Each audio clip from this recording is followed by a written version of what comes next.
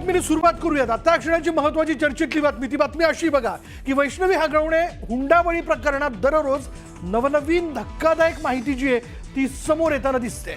कोट्यवधींची मालमत्ता असणाऱ्या हगवणेंनी हुंड्याच्या भिकेपायी मुलगी समान असलेल्या सोन्यासारख्या सुनाचा छळ केला। दरम्यान वैष्णवीच्या आत्महत्येनंतर हगवणे कुटुंबियांसोबत आणखी एक नाव चर्चेत आलंय आणि ते म्हणजे निलेश चव्हाणचं।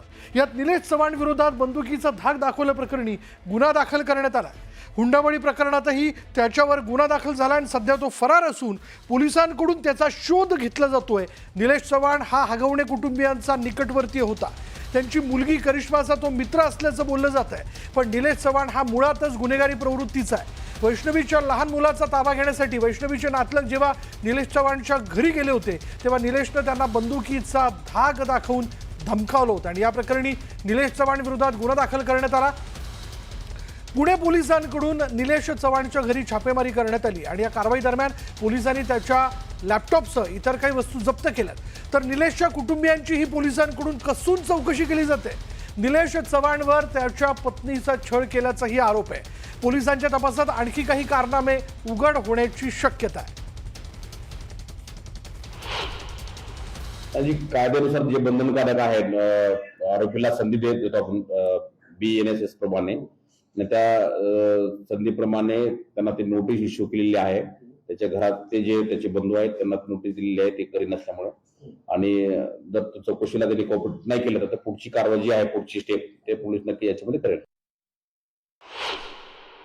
ठिकाण जे आहेत ते आपण काही हाऊस घेतलेला आहे आणि त्या स्पॉट पंचनामा पण केलेला आहे। त्याच्यामध्ये ज्या गोष्टी आपल्याकडे आहेत त्या गोष्टी आपण नंतर टेक्निकल अनालिसिस करून त्या पुढच्या गोष्टी त्याच्यामध्ये तपासाकामी आपण सीज करत आहोत। काही लॅपटॉप मध्ये काही फुटेज देखील आहे, थोडं काढायचा प्रयत्न होतो पण ते लॅपटॉपचं पासवर्ड मिळत नाही। ते सगळ्या गोष्टी आपण पोलीस टेक्निकली सगळ्या गोष्टी पूर्ण करतील। वैष्णवी हगवणे आत्महत्या प्रकरणी एक आरोपी अद्यापही पोलिसांच्या हाती लागलेला नाहीये आणि तो म्हणजे निलेश चव्हाण। पोलीस त्याचा शोध घेतात। त्यानं कसबटेंना ज्या पिस्तुलाचा धाक दाखवला होता त्या प्रकरणी निलेशवर गुन्हा दाखल झाला।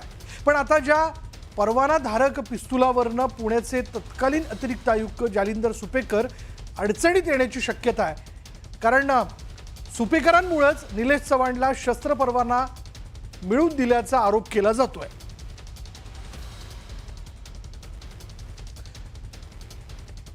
चला काय महत्त्वाचे मुद्दे बघा। दरम्यान जालिंदर सुपेकरांचा हगवणे किंवा निलेश चव्हाणशी काय संबंध आहे? निलेश चव्हाणला पिस्तुलाचा परवाना मिळवण्यात त्यांची काय भूमिका होती जाणून घेऊयात। निलेश चव्हाणवरती जून 2022 मध्ये गुन्हा दाखल झाला होता, पण नोव्हेंबर 2022 या महिन्यामध्ये जर आपण महिन्यात बघितलं तर पुणे पोलिसांनी त्याला शस्त्र परवाना दिला आणि त्यापूर्वी पुणे ग्रामीण पोलीस आणि पुणे जिल्हाधिकारी यांनी परवाना नाकारला होता। आता इथं एंट्री होते पोलीस अधिकारी जालिंदर सुपेकर यांची। अतिरिक्त पोलीस आयुक्त असताना सुपेकरांनी निलेश चव्हाणला हा शस्त्र परवाना दिल्याचं बोललं जात आहे। एवढी त्याच्यावर मेहरबानी का केली गेली हा देखील मोठा प्रश्न आहे। याच्यापूर्वी याच्यावरती एक NC 2009ची NC आहे वारजे पोलीस स्टेशनला, तसेच ड्रंक अँड ड्राईव्हची त्याच्यावर केस आहे इंदोरे पोलीस स्टेशनला।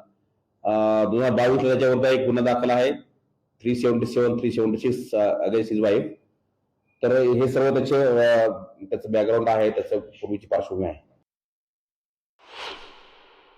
जालिंदर सुपेकर यांच्या बाबतीत आता अनेक नवे आरोप पुढे येत आहेत।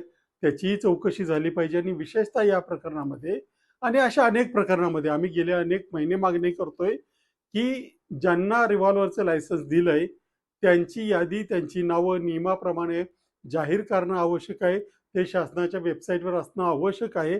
फक्त पुणे आणि पिंपरी चिंचवडची ती नावं दिसून येत नाहीत। बाकीच्या काही जिल्ह्यांमध्ये ज्यांना रिव्हॉल्व्हर दिलंय, त्यांचं लायसन्स दिलंय, त्याची नाव आहेत। ह्याच मुलाचे मामा हे IG जालिंदर सुपेकर जे होते, या सुपेकरांनी त्यांना कळत नकळत मदत केली की नाही ह्याची सुद्धा चौकशी झाली पाहिजे। कारण मी सुपेकरांचे सगळे डिटेल्स काढले। 500 कोटीचा स्कॅम त्यांनी केला होता खरेदीमध्ये, जेलमध्ये लागणाऱ्या गोष्टींच्या खरेदीमध्ये, असा त्यांच्यावर आरोप झाल्यानंतर अगदी जानेवारी 2025 मध्ये त्याच्यावर चौकशीचे आदेश झाले होते। दरम्यान या प्रकरणी उपमुख्यमंत्री अजित पवारांनी काय प्रतिक्रिया दिली तेही पाहूयात. मी जालिंदर सुपेकरांशी बोललो. जालिंदर सुपेकरांना सांगितलं की ही मॅटर तुम्ही बघताय, वेगवेगळ्या अधिकाऱ्यांच्या वेगवेगळ्या तुमच्या पण काही अधिकाऱ्यांच्या ओळखी असू शकतात, सगळ्यांच्याच कोणाकोणाच्या ओळखी असतात. त्यांना सांगितलं की अशा पद्धतीनं दबक्या आवाजात बोललं जातं. यदा कदाचित कुठं फोनचं किंवा कुठं असं काही कनेक्शन जोडलं गेलं तर ते निश्चितपणे त्याच्या संदर्भामध्ये सरकार किंवा आमचा विभाग हायगाई करणार नाही. ते म्हणाले की माझा ह्याच्याशी दुरान्वय पण संबंध नाही.